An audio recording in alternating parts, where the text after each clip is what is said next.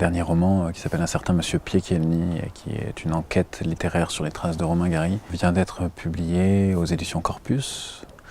Et mon éditeur, en partenariat avec l'Institut français, m'a invité à venir en parler à Moscou et à Rostov-sur-le-Don.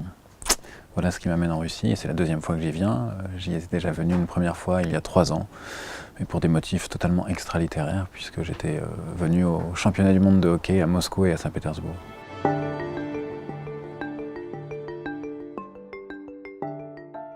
Alors cette souris triste, c'est un voisin de Romain Gary, qui vivait donc à Vilnius, qui à l'époque s'appelait Vilno. Et Gary, dans La promesse de l'aube, qui est son autobiographie, un peu romancée, raconte que sa mère nourrissait de grandes ambitions pour lui. Elle lui disait « Mon fils, tu seras ambassadeur de France, tu seras un grand écrivain, tu seras Victor Hugo ». Et tout le monde se moquait de ses prétentions, de ses prédictions, sauf ce petit homme, ce monsieur Piechielny, qui ressemblait donc à une souris triste, qui avait une petite barbiche roussie par le tabac. Et un jour, eh bien, il a posé sa main sur l'épaule du petit Romain qui avait 8 ou 9 ans. Il lui a dit « Écoute, je sais que les mères sentent ces choses-là. Je pense que tu vas devenir quelqu'un d'important. Je crois que tu écriras dans les journaux, ou peut-être même que tu écriras des livres. Alors, est-ce que tu peux me faire une promesse ? Est-ce que tu peux me promettre que lorsque tu rencontreras les grands de ce monde, tu leur diras qu'au numéro 16 de la rue Grande Poulanka, à Vilno, habitait un certain monsieur Piechielny ». Et Gary, dans le chapitre 7 de La promesse de l'aube, raconte que ce Piechielny est mort pendant la guerre, assassiné par les nazis, mais que lui a toujours tenu sa promesse. Il s'en est toujours acquitté. Et devant la reine d'Angleterre, ou devant le général de Gaulle, ou la télévision américaine, devant les hauts dignitaires et les bâtisseurs pour 1000 ans, il a toujours prononcé cette phrase. Au numéro 16 de la rue Grande Poulanka, à Vilno, habitait un certain monsieur Piechielny. Et 1 an avant de venir en Russie, 1 ou 2 ans avant de venir en Russie, j'allais au championnat du monde de hockey, mais à Minsk, en Biélorussie. Et je me suis retrouvé, non pas à Minsk, mais à Vilnius, d'où je devais prendre un train pour Minsk, que j'ai raté pour diverses raisons. Et le prochain train partait plusieurs heures plus tard. Et ces heures, je décidais de les mettre à profit pour me promener un peu dans Vilnius, que je n'avais pas du tout prévu de faire. Et je me suis retrouvé par hasard devant cet immeuble, sur lequel il y avait une plaque commémorative. C'était marqué ici a vécu Romain Gary, né en 14 à Vilnius, mort en 1980 à Paris. Il évoque cet immeuble dans son roman La promesse de l'aube. La promesse de l'aube, moi je l'ai lu à 16 ou 17 ans, c'était au programme du bac de français, et je me suis souvenu de cette lecture qui m'avait très fortement marqué à l'époque. Je me suis souvenu de cette phrase sur monsieur Piechielny, je l'ai prononcée. Et quelques jours plus tard, en rentrant de Minsk, eh bien, j'ai décidé de partir à la recherche de ce voisin que Romain Gary a connu pendant son enfance. Je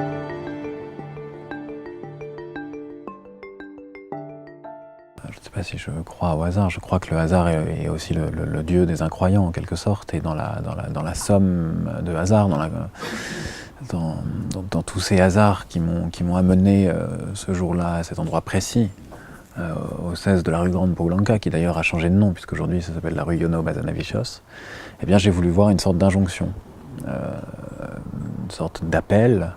En quelque sorte, quelqu'un était là qui me disait « Tu dois écrire ce livre, tu dois mener cette enquête ». Alors bien sûr, je crois que c'est une reconstruction aussi a posteriori. Lorsqu'on écrit un livre, on a besoin d'y croire. Oui, de croire en tout cette cosmogonie, comme ça, cette organisation un peu occulte. Et là, dans cette somme de hasard, je ne pouvais pas m'y dérober. C'est-à-dire que les hasards m'avaient assigné une mission, en quelque sorte. Retrouver la trace de ce Piechielny.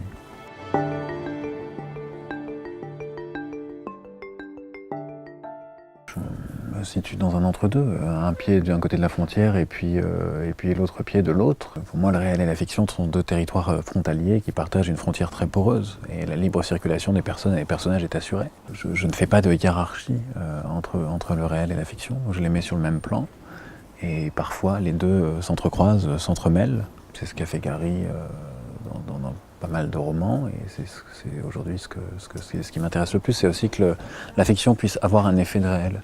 Et je vais vous donner un exemple. Lorsque, donc j'imagine les scènes dans lesquelles Romain Gary a pu prononcer le nom de ce Piechelny, et la plupart de ces scènes sont réelles, c'est-à-dire que j'imagine la rencontre entre Gary et Kennedy à la Maison Blanche en 1963. Bon, ça a vraiment eu lieu. J'imagine le moment où le général de Gaulle décore Gary sous l'Arc de Triomphe. Eh bien, cette scène a vraiment eu lieu. Et j'imagine aussi un passage de Gary dans l'émission Apostrophe, qui était animée par Bernard Pivot. Et lors de ce passage, eh bien, Romain Gary, pendant le générique de l'émission, sur la musique de Rachmaninoff, dit « Merde, j'ai oublié de dire qu'au numéro 16 de la rue Grande Pau-Lanka, à Villeneuve, habitait un certain monsieur Piechelny. » Et donc je raconte toute cette émission d'Apostrophe.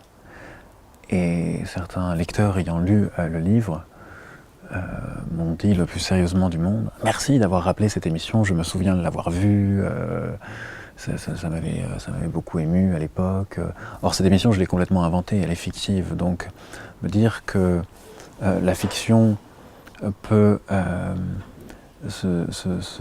quelque sorte agir sur la mémoire du lecteur, puisse se substituer à ses souvenirs, au point qu'il puisse croire qu'il a réellement vu une émission qui n'existe pas, une émission de fiction, eh bien je crois que c'est le plus belle, c'est une preuve du pouvoir de la fiction. Mais en tant qu'écrivain, eh bien j'ai envie, en tout cas à ce stade de mon travail, de me situer entre les deux.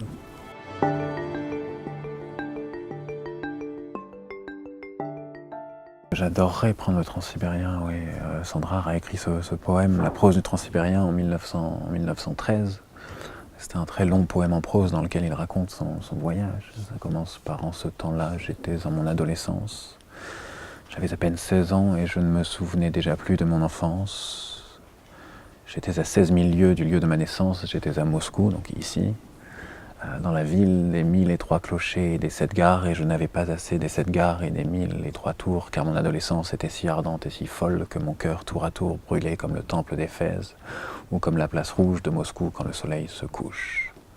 Et hier j'ai vu la place rouge de Moscou quand le soleil se couche. » Et il se trouve que Sandrard, donc, qui écrit ce très long poème dans lequel il décrit son voyage en transsibérien, n'a jamais mis les pieds dans le transsibérien. Et un jour, un journaliste, Pierre Lazareff, lui a posé la question. Il lui a dit « Mais est-ce que vous l'avez vraiment pris ?» Et Sandrard a répondu « Qu'importe si je l'ai pris, puisque avec mon poème, je vous l'ai fait prendre à tous. » Et je crois que c'est une très belle définition de la littérature. Et moi qui ne connais de la Russie que Saint-Pétersbourg et Moscou, j'ai passé quelques jours, et maintenant Rostov-sur-le-Don, oui, je rêve de monter un jour à bord du Transsibérien et d'aller jusqu'à Vladivostok ou en Mongolie ou en Chine, puisque je crois qu'il y a plusieurs routes maintenant, et de découvrir un peu plus ce territoire. Et c'est combien, 12 fuseaux horaires, ou 11 ou 14, je ne sais pas, mais un truc démesuré. Eh bien, j'adorerais être invité à l'Alliance française de Vladivostok.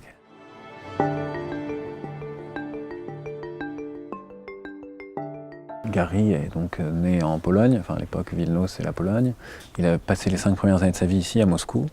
Ensuite, il est reparti à Vilnius, et puis il a vécu à Varsovie, et puis il est arrivé à Nice. Et puis il a fait la guerre, il a rejoint le général de Gaulle à Londres.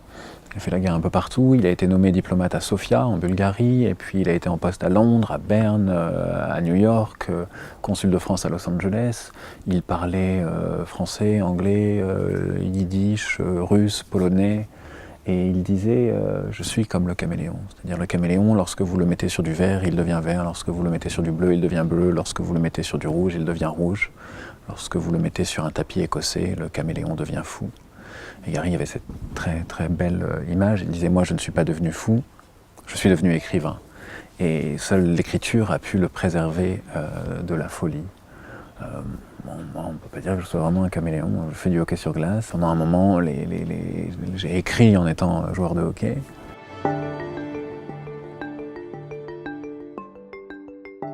Un rêve, j'aimerais bien écrire un roman dont je sois satisfait un jour. Voilà, pour le volet littérature.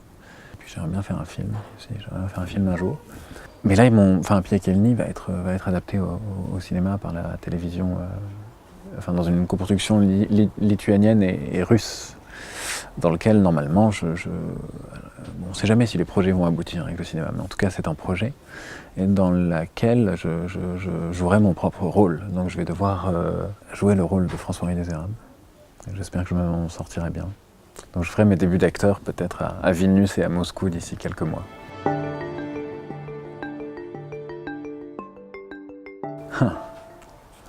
Dusza moja.